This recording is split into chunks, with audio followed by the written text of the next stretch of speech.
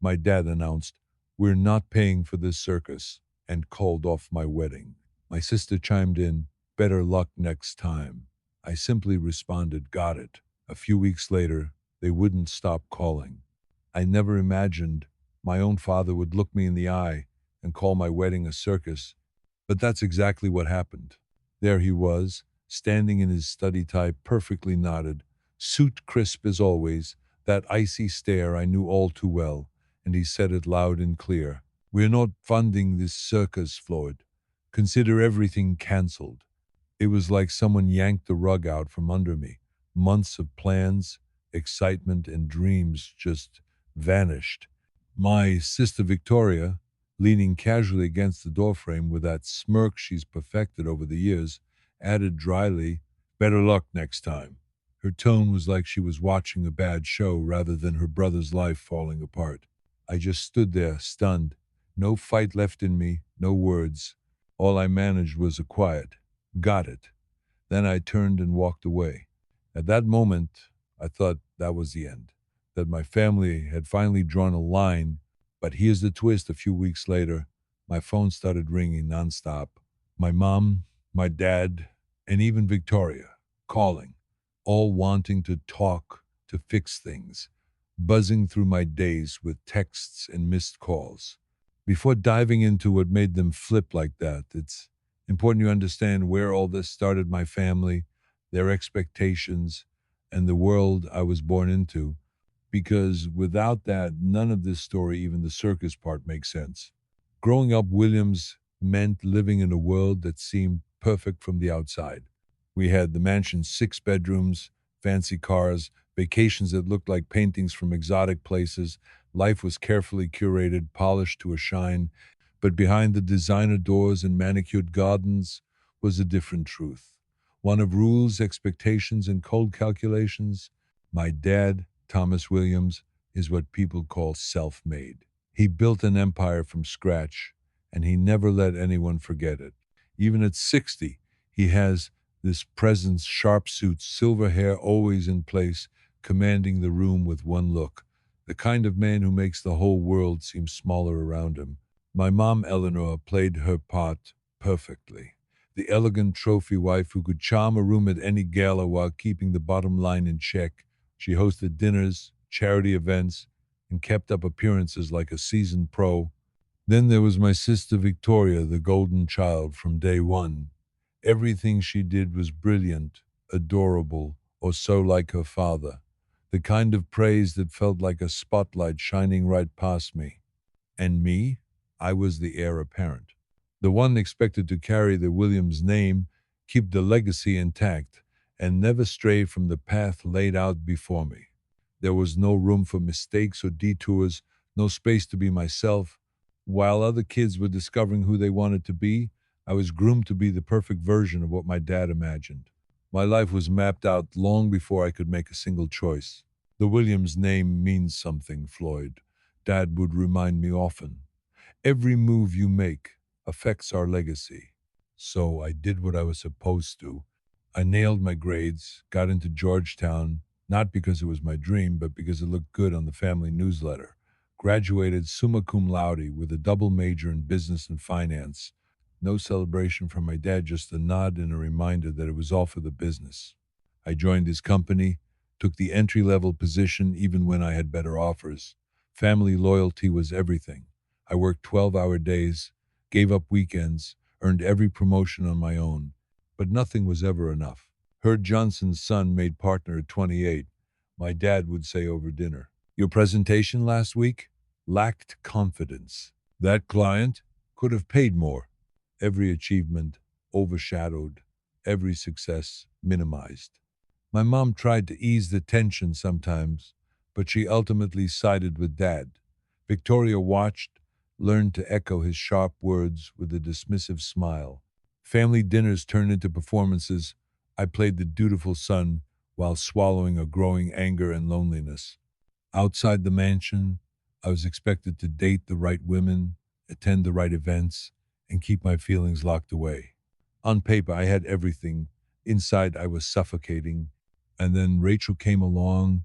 I still remember the morning I met Rachel like it was yesterday. It was a typical Tuesday. I swung by the little coffee shop downtown, the one with the creaky floors and the smell of fresh espresso that always grounded me before a busy day. I went there for my usual black coffee, no frills. Then I heard the barista call out, "Caramel macchiato for Rachel," but no one came to pick it up. Curious, I looked across the room and spotted her sitting alone, completely absorbed in a book.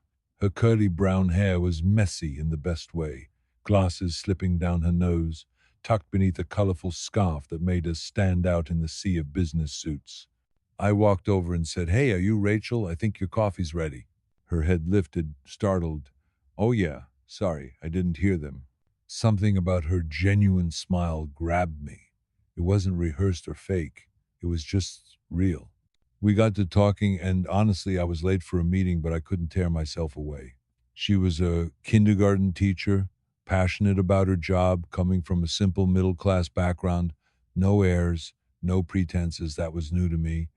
I was so used to calculated conversations where everyone's trying to impress. Rachel broke that mold completely. She laughed easily, spoke honestly about her students, and didn't blink when I mentioned my last name. That conversation stretched an hour, way longer than planned, and I asked for her number before I left. Dating Rachel opened a door I didn't even realize was locked. She lived in a cozy apartment filled with books, plants, and mismatched furniture that somehow felt perfect.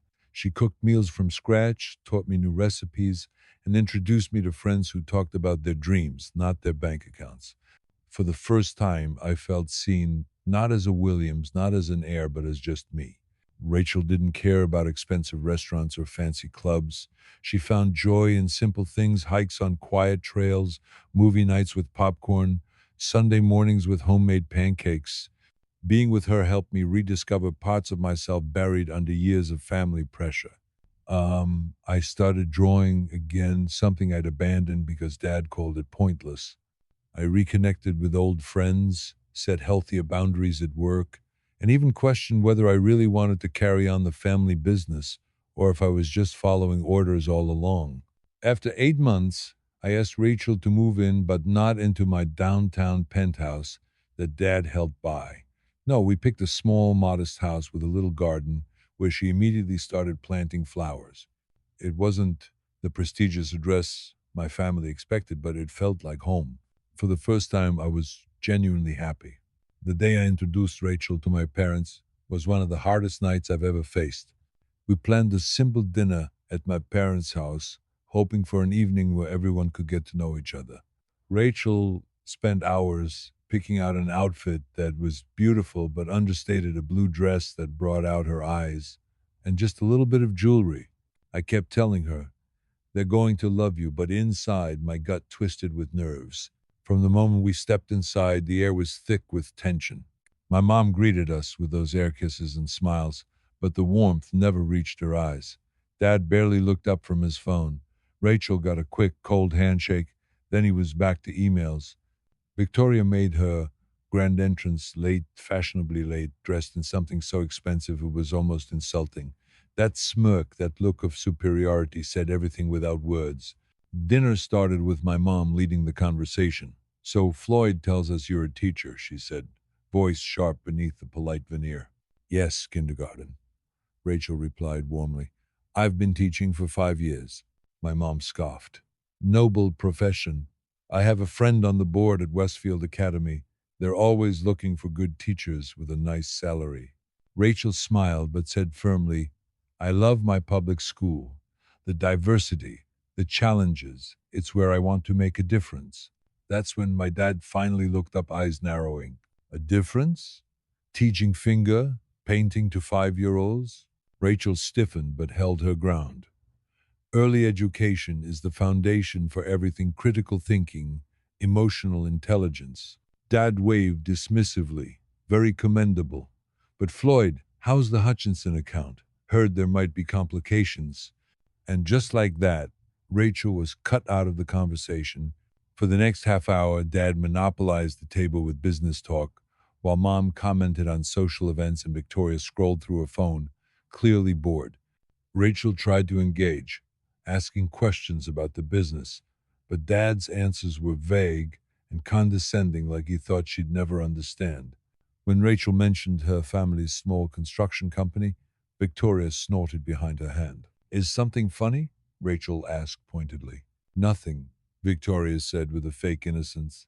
Just cute, like comparing a lemonade stand to Starbucks. The rest of the night was like that. Every effort Rachel made was snubbed or dismissed. By dessert, she had mostly stopped talking, and I was furious but kept my anger packed down. When we were leaving, Mom pulled me aside. She seems nice, she said flatly. But really, Floyd?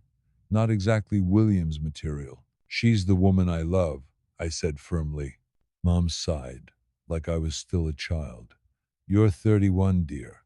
It's time to think about the right partnerships, not just infatuations. The drive home was quiet. Rachel held back tears. They hate me. I held her close and said, they don't know you. They're judging. But you're who I choose. And in that moment, I knew this was just the beginning of a battle that would define everything. After months of building a life together filled with laughter, simple joys, and the love I never thought possible, I decided it was time. One quiet morning, as Rachel baked bread in our kitchen, sunlight streaming through the windows, catching her hair just right, I knelt down and asked her to marry me. No flash, no extravagance, just a ring, modest but meaningful, something she could wear around her kindergartners without feeling out of place. She said yes. We started dreaming about a small wedding in the botanical gardens where we spent lazy Sundays, surrounded by close friends and family, good food, and dancing under the stars. Rachel's parents were overjoyed. They offered their full support and even started helping us save for the day. Their warmth was a stark contrast to what I expected from my family. When we shared the news, the reactions couldn't have been more different. Rachel's friends threw a surprise party that felt like a warm hug, full of handmade decorations and heartfelt congratulations. My few close friends outside the family business genuinely celebrated with us, no judgments, just happiness. Rachel's parents drove hours to take us out for dinner. They weren't wealthy, but their love was abundant. Robert, her dad, grasped my hand with genuine pride. But my family? Silence. A week passed, then another. No calls, no cards, no congratulations, nothing. Then, out of the blue, my mother called. We should discuss the wedding, she said flatly.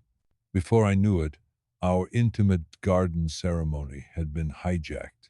Our guest list ballooned from 60 to 300, held at the country club Dad belonged to. That simple dinner turned into a five-course meal prepared by a renowned chef. Rachel's wildflower arrangements, her dream touch, were replaced with elaborate floral sculptures that felt cold and impersonal. I tried to reason with Dad during a tense meeting in his study. This isn't what we want. He didn't even look up. This wedding isn't about you, Floyd. It's about the family's image and social standing. The guest list was another battle. Dad slashed Rachel's side to just immediate family and a few friends, making room for business contacts and social elites he deemed important. The message was loud and clear. Money buys control. Rachel, initially trying to accommodate, soon withdrew from a process that wasn't hers anymore. I found her staring blankly at magazines or wiping tears after calls with my mother. And Victoria? She turned into a relentless wedding consultant, crashing appointments, undermining Rachel's choices at every turn with cutting remarks about her dress, the band, even her appearance. Every subtle jab pushed Rachel further away and chipped away at my patience. The tension wasn't contained to planning. Introductions between our families turned awkward and tense. My dad repeatedly highlighted the economic differences between our families, making Rachel's parents uncomfortable. By the end of one dinner, her mother's trembling hands spoke volumes about the evening she endured. When Rachel asked if this was how life would be, I had no answers, only the hope we could weather the storm together. The closer the wedding day came, the more I realized how much it had become a battleground. Arguments flared over the smallest things, my mother's demands, Victoria's brutal critiques, Dad's cold business negotiations. Rachel stopped smiling as often. Her laughter was replaced by quiet withdrawal. One night, after a particularly brutal meeting with the wedding planner my mother insisted on, Rachel suggested we postpone everything. Maybe give everyone a chance to adjust, she said softly, eyes full of worry. I asked, terrified, is that what you want? She looked at me deeply. I want you, but I'm starting to think I can't have you without all of this. That invisible weight from my family's expectations was suffocating us both. I lay awake that night watching her sleep, thinking about my whole life spent bending into molds I never chose, chasing approval that never came. Was I going to lose Rachel too, just because I couldn't stand up to my family? The answer came clear, burning inside me. No, not this time, not ever. I called Rachel's parents the next morning. We agreed to meet privately. No one else could know. Something had to change. I had to fight for us. Then came the moment that changed everything. Rachel's final dress fitting, the one she was so excited for, turned into a battleground. Her simple, elegant A-line dress with lace details was vetoed by my mom and sister, too plain, too modest, not enough for William's standards. They pushed for something flashy, dramatic, and expensive. Rachel was heartbroken but kept quiet, as if her dreams no longer mattered. Watching her with tears while holding a dress she didn't want was a breaking point for me. I realized that if I didn't stand up now, I'd lose myself completely and her. That's when I decided it was time to take control, even if it meant standing alone against my entire family. After that final dress fitting, something inside me snapped. I couldn't keep pretending this is just about a wedding anymore. It was about my life, our life. I spent the night thinking, planning, and deciding. I wasn't going to let my family control everything, not this time. The very next morning, I called Rachel's parents. We agreed to meet, just the three of us, in a quiet cafe where no one would overhear. We laid everything out, the pressures, the snide remarks, the control. Rachel's parents listened with sympathy and strength. They reminded me I wasn't alone. It was the first time I felt truly supported in months.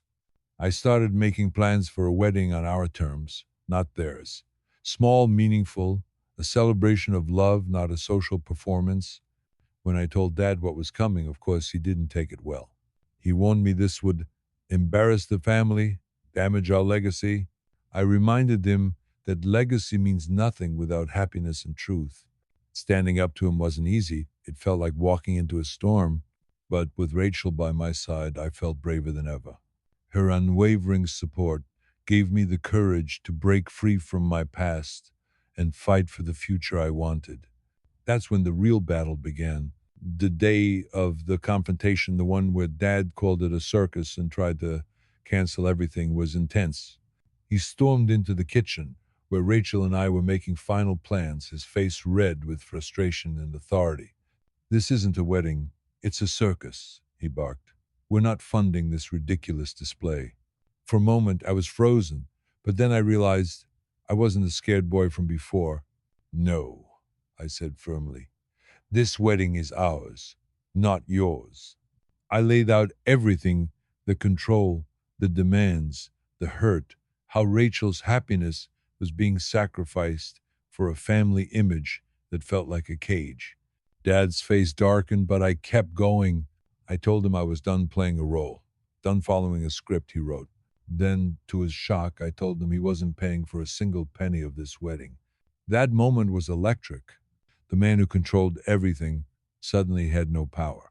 My family didn't know how to respond. My mother looked shocked.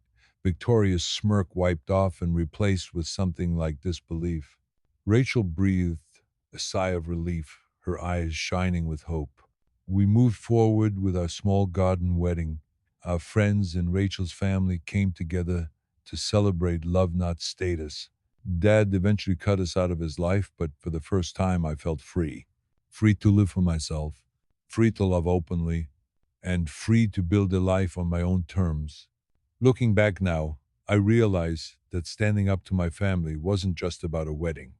It was about reclaiming my life, finally choosing love over obligation, happiness over approval. For years, I lived under their shadow, trying to fit into a mold that was never meant for me. But Rachel showed me a different way. She taught me that true strength comes from being yourself unapologetically. Our wedding wasn't perfect by some traditional standards. It was small, simple, and deeply personal, just close friends, family who cared, and a celebration of what really matters: love, connection, and freedom. That day, I felt something I'd never felt before: peace. My relationship with my parents might never be the same. They chose control over connection, tradition over understanding, but that's their choice, not mine. Rachel and I are building a life that reflects who we truly are, not who they want us to be. And that's worth more than any legacy or social standing. Thanks for listening to my story. If you've ever felt trapped by expectations, whether family, society, or your own doubts, remember you have the power to break free. Choose love, choose yourself, and don't forget to hit subscribe for more stories about finding strength, freedom, and happiness on your own terms. Where are you watching from? Drop a comment below. I'd love to hear from you. Until next time, stay true to you.